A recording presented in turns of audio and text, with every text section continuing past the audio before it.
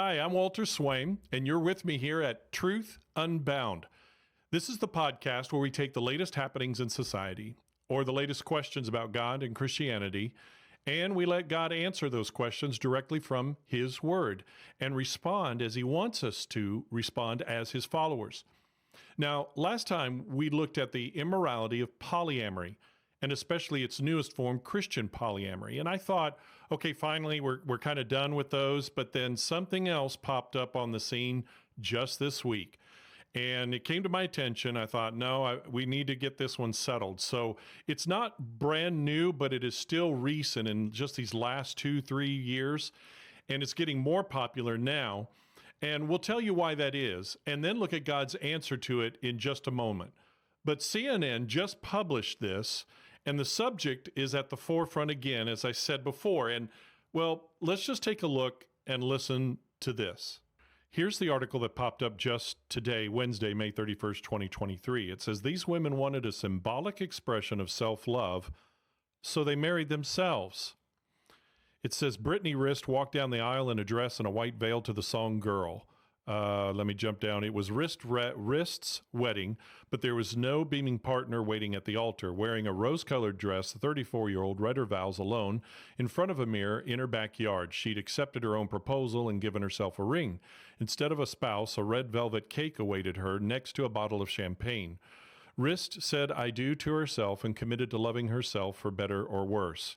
Let me add here, note how many times the word self is said. I vow to never settle, and we'll come back to that later.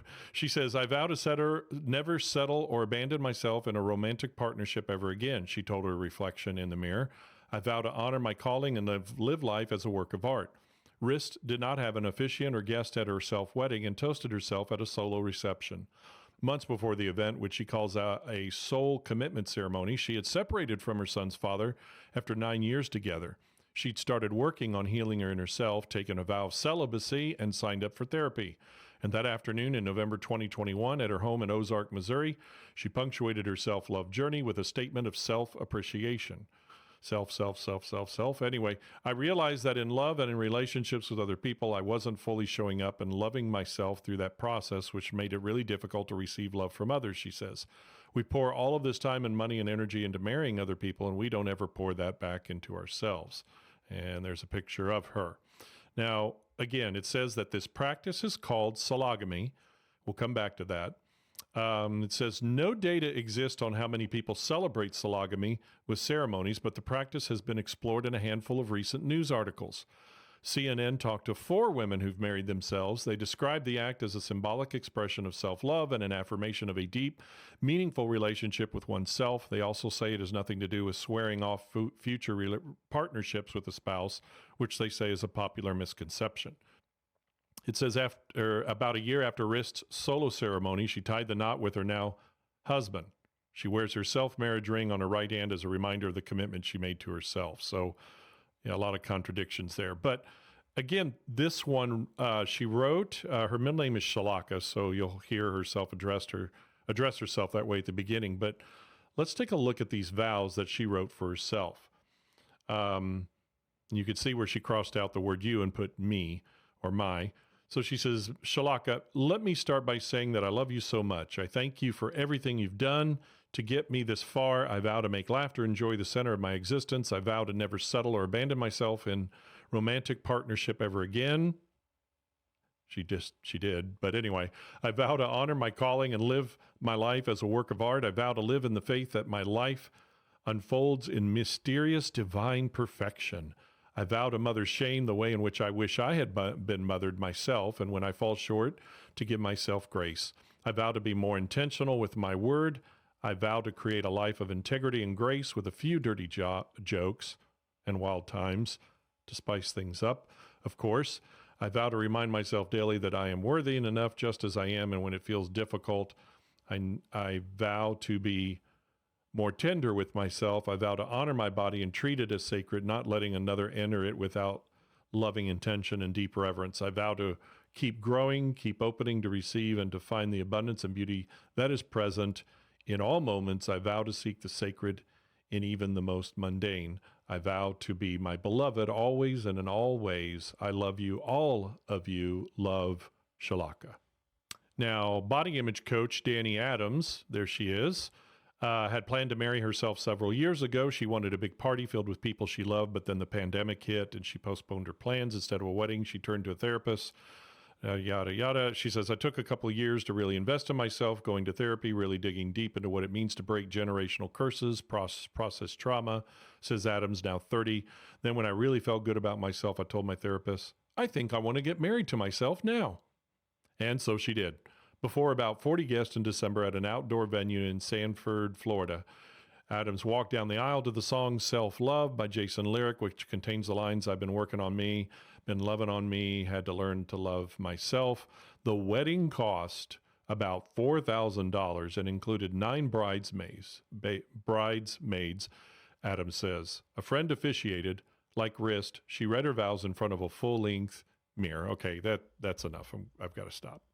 Okay, so again, it's called sologamy, or love and or marital commitment to oneself. I know, it sounds weird. It is weird, but that's what it's called. Anyway, it must be cool though, right? And the right thing to do. This is worldwide now. Because, for instance, Indian social media influencer and blogger Kashama Bindu in India did it.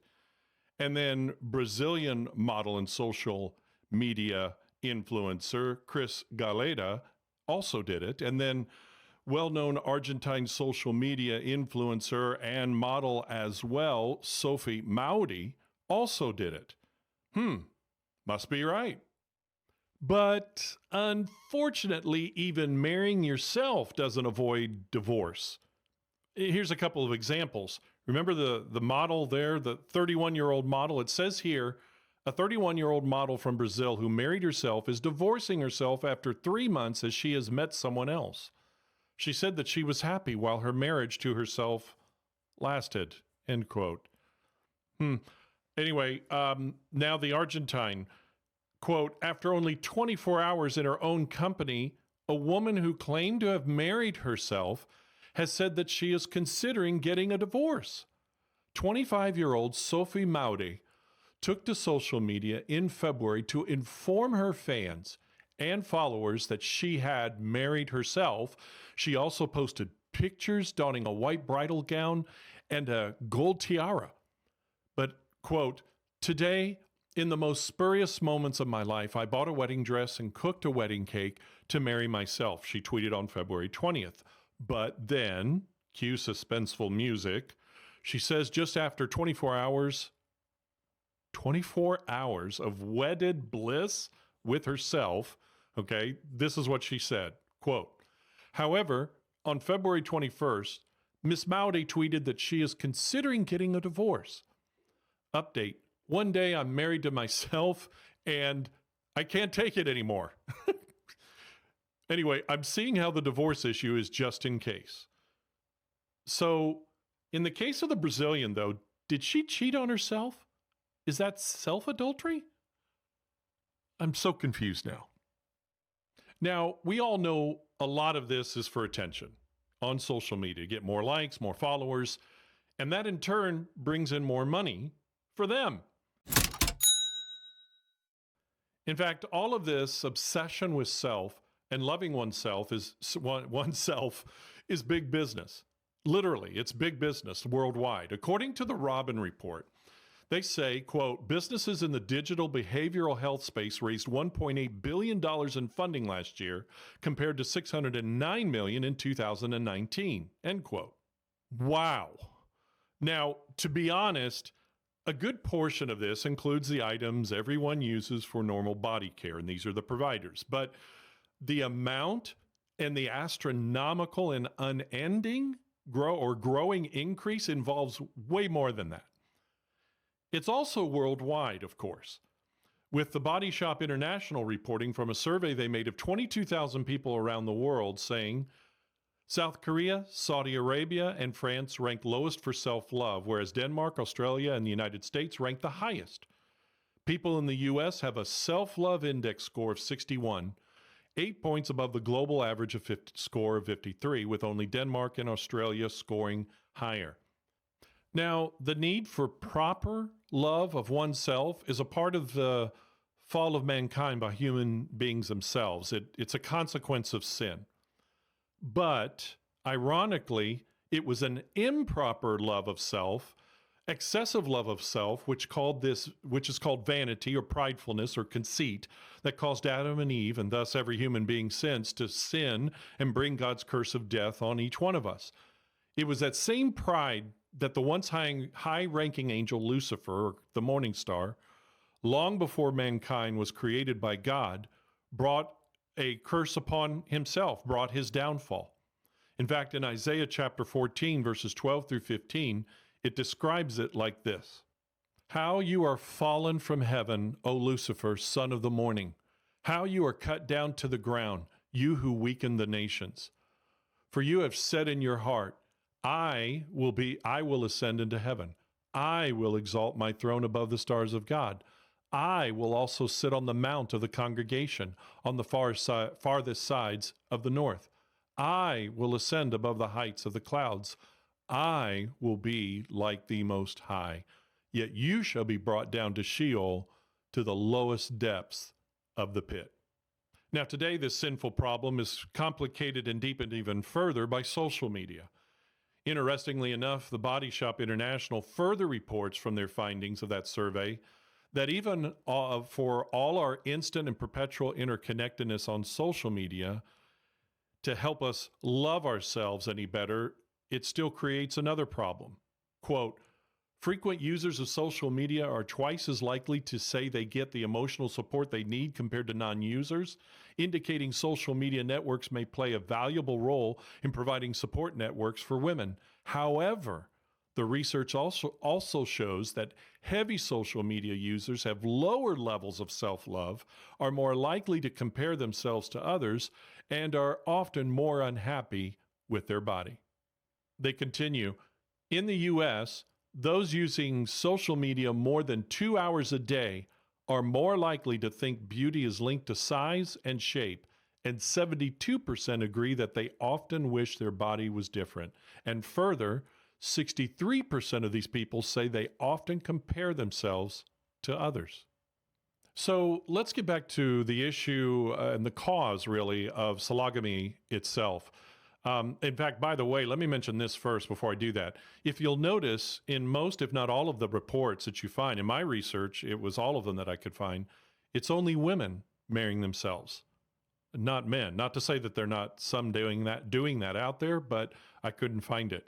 Maybe you can, and maybe you can in the comments section, or email me at info@truthunbound.org, and maybe you can tell me why you think it is just women doing this. Now, we know that good and normal self-esteem it's healthy, and it's necessary to live daily life well and to keep a balance.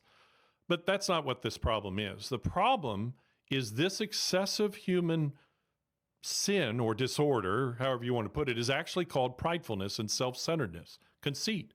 Some say it's a mental disorder. And yeah, it's not too common yet, but it is getting more popular, and it's still a form of extreme self-centeredness and pride. With a wave of the magic wand, though, they create a make-believe world that everyone around them should accept and enable. Now, it doesn't take a person marrying themselves to manifest this conceit or self-deceit. The root of all sin is pride, and it can show itself in countless ways. It's an offense to the holiness of God, and it's an offense to the fact that He created us in His image.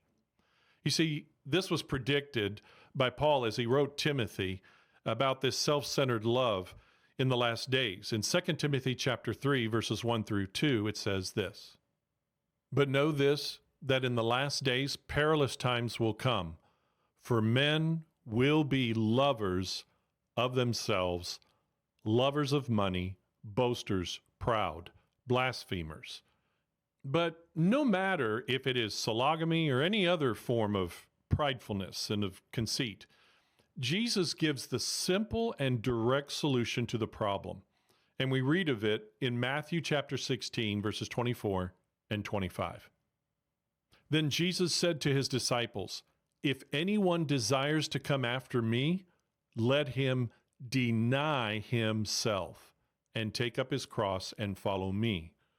For whoever desires to save his life will lose it, but whoever loses his life for my sake will find it. And lastly, in John chapter 12, verses 24 through 26, Jesus says, "Most assuredly I say to you, unless a grain of wheat falls into the ground and dies, it remains alone. But if it dies, it produces much grain. He who loves his life will lose it, and he who hates his life in this world will keep it for eternal life." And then also, when asked which is the greatest commandment of God, Jesus replied with what he told Israel in Deuteronomy. And we find it in Mark chapter 12, verses 30 through 31. "And you shall love the Lord your God with all your heart, with all your soul, with all your mind, and with all your strength. This is the first commandment. And the second, like it, is this: you shall love your neighbor as yourself. There is no other commandment greater than these." The answer from God is simple. It's when you stop loving yourself more than God, surrendering yourself completely to Him, and putting Him as your first love above yourself, that is when you will be truly fulfilled and complete and loved. Turning from sin and putting your trust in Jesus and what He did in dying and rising from the dead, that's where you find the true happiness, the joy and security. It all lies in loving Jesus first and always, and not yourself above Him. He then says you will then love others even before yourself. The byproduct of loving and following Jesus is that you will properly see yourself as He sees you and know you are made in His image and loved by your Creator, and you're complete in Him alone. It even says this directly in Colossians chapter 2, verse 10, "And you are complete in Him." So, my friend, don't get trapped in the world's cult of self-love and self-worship. Surrender yourself to Him, all of you, and worship the one who created you and died on the cross and rose again from the dead for you. And you will find true and abundant life now and forever. Hey, thanks so much again for continuing to grow in your knowledge of Christ and His Word with me here at Truth Unbound. If I could just say the word, right? Truth Unbound. And hey, don't forget to share this podcast with others today and to like and follow the podcast for the latest. And remember to follow Jesus, because when you do, you'll always follow the truth.